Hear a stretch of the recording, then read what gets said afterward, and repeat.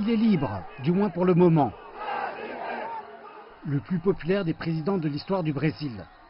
Luiz Inácio Lula da Silva a été libéré vendredi soir, tandis que son appel suit sa voie dans le système judiciaire. Lula a passé 580 jours derrière les barreaux.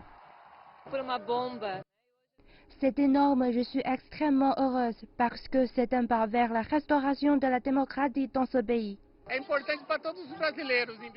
C'est important pour ce que cela représente. Il est un symbole de liberté et de bonheur pour tous les Brésiliens. Après avoir remercié la foule, Lula a adopté un ton à la fois de conciliation et de défi.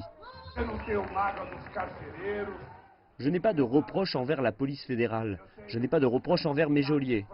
Je n'ai de reproche envers personne. J'ai le désir de prouver que ce pays peut bien faire lorsqu'il a un gouvernement qui ne ment pas autant sur Twitter que le fait Bolsonaro.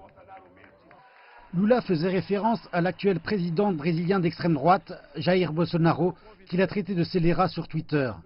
Jeudi, la majorité des 11 membres de la Cour suprême a décidé d'abolir l'emprisonnement obligatoire des criminels condamnés qui ont perdu leur premier appel.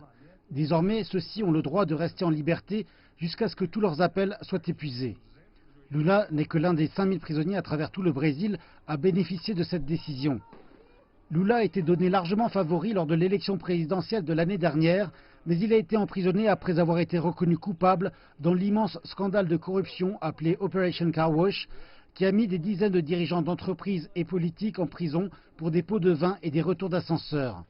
On ignore encore quel rôle politique Lula pourrait jouer, ou même s'il demeurera libre.